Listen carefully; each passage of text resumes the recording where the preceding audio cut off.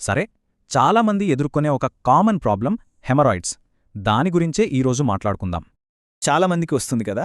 అసలు హెమరాయిడ్స్ అంటే ఏంటి? దీనికి పరిష్కారం ఉందా? సింపుల్గా చెప్పాలంటే ఇవి పాయువు దగ్గర వాచిన రక్తనాళాలు, వెరికోజ్ వెయిన్స్ లాంటివన్నమాట. ఇవి 2 రకాలుంటాయి. లోపలొచ్చే ఇంటర్నల్, బయట స్కిన్ కింద వచ్చే ఎక్స్టర్నల్.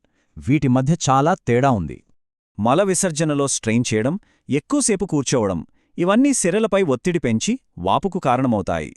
అసలు సమస్య రాకుండా చూసుకోవటమే అన్నింటికన్నా ముఖ్యం. అదే బెస్ట్ ట్రీట్మెంట్. చాలా రీసెర్చులు ఒకే ఒక్క విషయాన్నే పదే పదే చెప్తున్నాయి. అదేంటంటే ఫైబర్ సప్లిమెంట్లు తీసుకుంటే బ్లీడింగ్ అయ్యే రిస్క్ 50% వరకు తగ్గుతుందని ఓ స్టడీ తేల్చింది. ఈ చార్ట్ చూస్తే అర్థమవుతోంది. దాదాపు అన్ని స్టడీస్లో ఫైబర్ వాడకం వల్లే బ్లీడింగ్ తగ్గిందని తేలింది.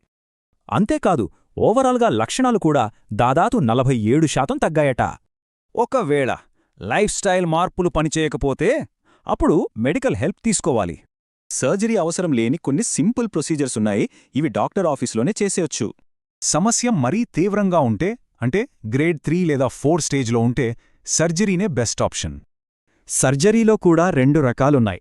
సంప్రదాయ పద్ధతి, లేటెస్ట్ లేజర్ సర్జరీ. రెండిటికీ తేడా ఏంటో చూద్దాం. డేటా చూస్తే క్లియర్గా తెలుస్తోంది. లేజర్ సర్జరీతో నొప్పి తక్కువ, రికవరీ కూడా ఫాస్ట్గా ఉంది. అయితే ఇన్ని ట్రీట్మెంట్లు ఉన్నా అసలు సమస్య రాకుండా చూసుకోవడమే అన్నింటికన్నా ఉత్తమం. సో దానికి 4 స్టెప్స్ ఫాలో అయితే చాలు. ఫైబర్ ఫుడ్, మంచినీళ్లు, వ్యాయామం, స్ట్రెయిన్ చేయకపోవడం. అయితే ముగించే ముందు ఒక చాలా ముఖ్యమైన విషయం గుర్తుంచుకోవాలి. మలంలో రక్తం కనిపిస్తే అది ఖచ్చితంగా హెమరాయిడ్స్ వల్లే అని అనుకోవద్దు. దానికి వేరే కారణాలు కూడా ఉండొచ్చు. కొన్నిసార్లు ఇది తీవ్రమైన సమస్యలకు కూడా సంకేతం కావచ్చు. అందుకే డాక్టర్ను సంప్రదించడం ముఖ్యం. చికిత్స కంటే నివారణ ఉత్తమం కదా.